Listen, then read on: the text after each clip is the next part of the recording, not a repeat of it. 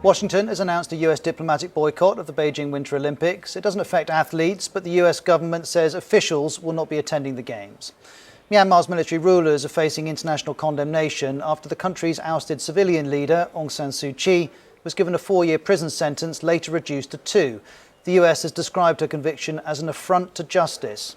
New York has issued a vaccine mandate for private sector workers to come into effect after Christmas.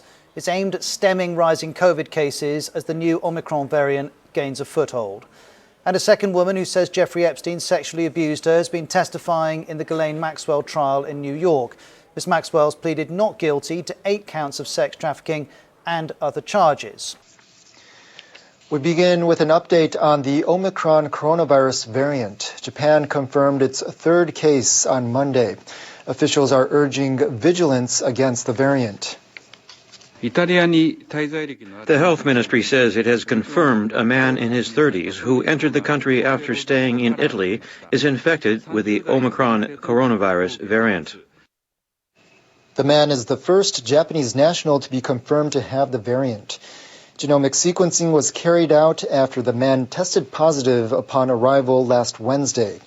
He'd received 2 shots of the Moderna vaccine and has not shown any symptoms. The officials also say a boy under the age of 10 has tested positive for the coronavirus. He'd spent time in Namibia. Japan's first confirmed Omicron case was a Namibian diplomat. Genomic sequencing is being done to determine the variant. Japan started providing booster shots for healthcare workers last week. About 8,600 people have received the shots so far. Prime Minister Kishida Fumio suggested the government will shorten the interval between second shots and boosters after seeing the efficacy of the vaccines against the Omicron variant. Currently, the interval is 8 months in principle. NHK's tally shows over 45 countries and territories have reported Omicron cases so far. Countries in Europe have been facing a surge. Danish health authorities confirmed 183 cases by Sunday. China has released a series of documents pointing out problems with U.S. democracy as U.S. President Joe Biden prepares for a Democratic summit later this week. A Chinese university think tank released a similar document on Monday, making clear its stance on countering the U.S. The report, titled 10 Questions for American Democracy, was released by the think tank of the Renmin University of China. It raises questions about American democracy and includes the question, promote unity or lead to division. It goes on to say that instead of promoting unity, democracy is leading to social disorder within the United States while inciting chaos in other nations as the U.S. exports democracy. The United States is bringing division throughout the world through its ideologies at a time when mankind most needs to come together. This has led to discontent in many countries. The latest development comes after the Chinese government's release of a report titled The State of Democracy in the United States the day before. China invited participants from more than 120 countries and regions to a forum held on the theme of democracy on Saturday, where it claimed it had created its own model of democracy.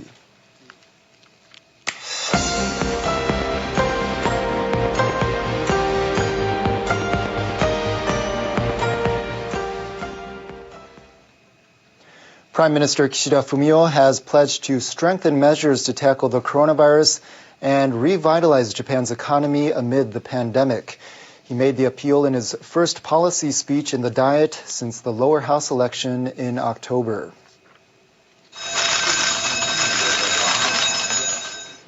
Kishida started his speech talking about the coronavirus. In order to deal with the potential risk of the Omicron variant, I decided to suspend new foreign arrivals. We will firmly maintain our position that we will deal with the virus with the utmost care and caution.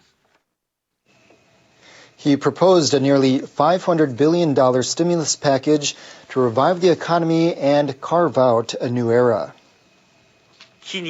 We won't hesitate to make necessary expenditures to prepare for a crisis. Kishida also touched on what he called a new form of capitalism.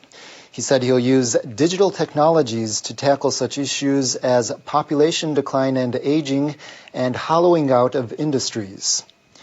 Kishida said he'll do whatever it takes to raise wages. He said the government will expand tax credits for companies that do. On national defense, he said his administration will update 3 key documents, including one on national security strategy, in about a year. Opposition lawmakers are preparing for upcoming debate. We want to watch closely to see if the government's coronavirus measures are implemented as planned and financial aid reaches people in need. Diet members will discuss a number of urgent issues in the session, which runs through December 21st.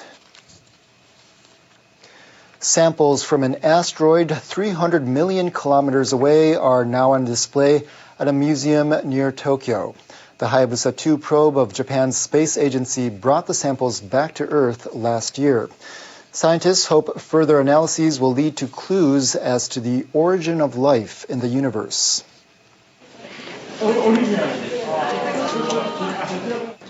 About 240 people chosen by lottery visited the Sagamihara City Museum on Monday.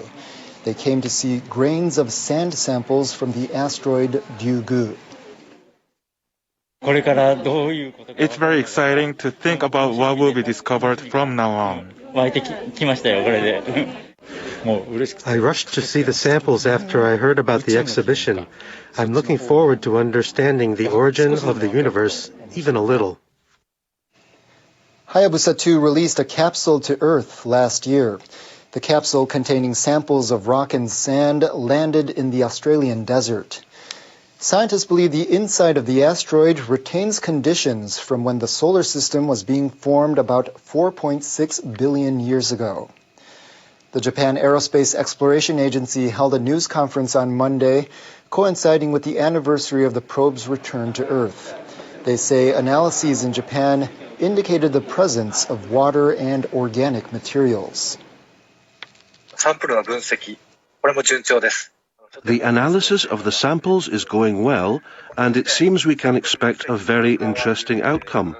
I've been talking with the researchers involved in the analysis over the past year. They all look happy and excited. Scientists around the world are taking part in the research. The JAXA team says it's provided NASA with 0.5 grams or 10% of the samples. They also say it'll make public a database of the shape, color, and other aspects of each piece.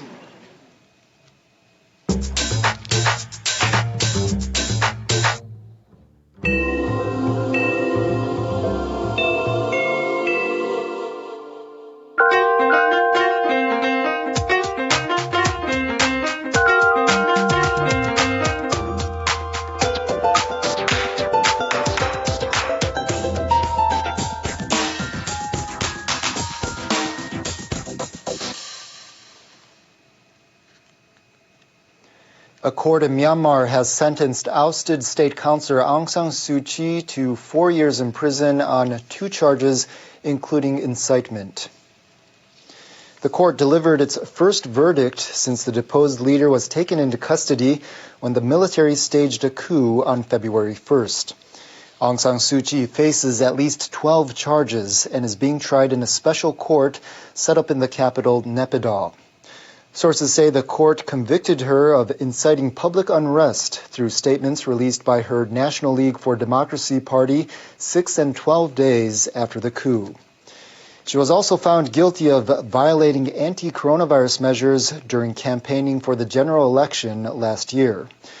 Aung San Suu Kyi has said she's unaware of any statements issued after her detention and has denied the charges. The Nobel Peace Prize laureate also faces charges of violating the law on state secrets and corruption. She is expected to face similarly harsh rulings under the ongoing military-controlled court proceedings.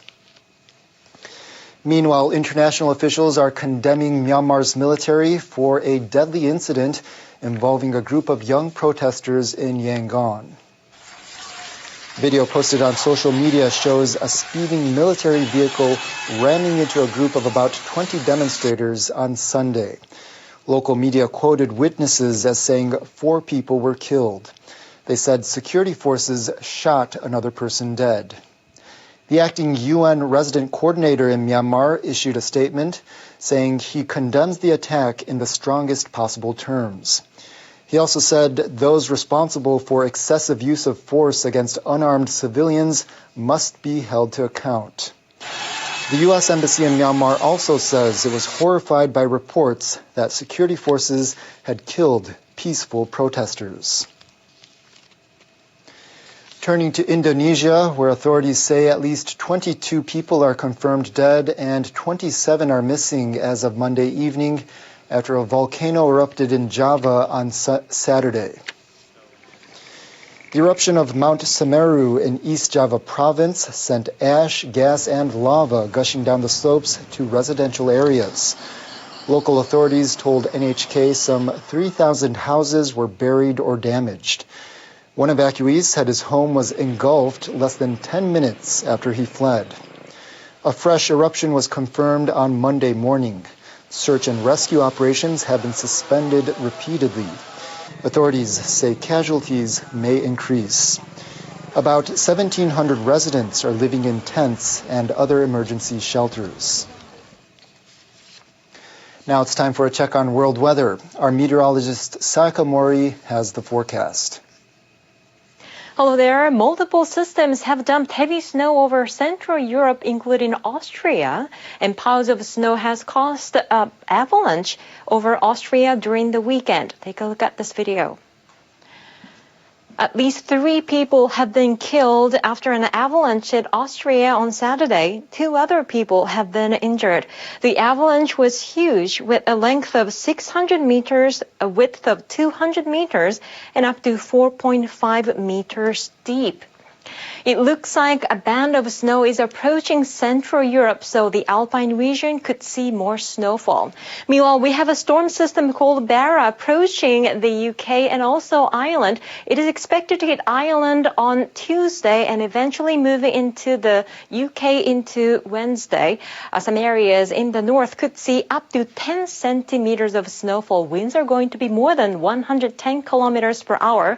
Another snowmaker will affect the Balkan region with snowfall in the forecast for the area. Temperatures are going to be quite low, -2 in Warsaw, -7 in Stockholm on Tuesday, and looking pretty wet over the Iberian Peninsula, 11 in Madrid with a chance for thunderstorms. Meanwhile, lots of clouds are moving into Hawaii. It has been wet and snowy. The mountains in the Big Island experienced snowfall. More rain is expected for the low-lying areas. We have a Kona low approaching the Hawaii island chain. We might see more than 600 millimeters of rainfall for the next couple of days. That could lead to catastrophic flooding. The mountains could see an additional 15 centimeters of snowfall. Honolulu, which is usually dry, could see a chance for heavy rainfall at least into Tuesday, possibly into Wednesday, but drier conditions will return on Thursday. That's it from me. Have a nice day.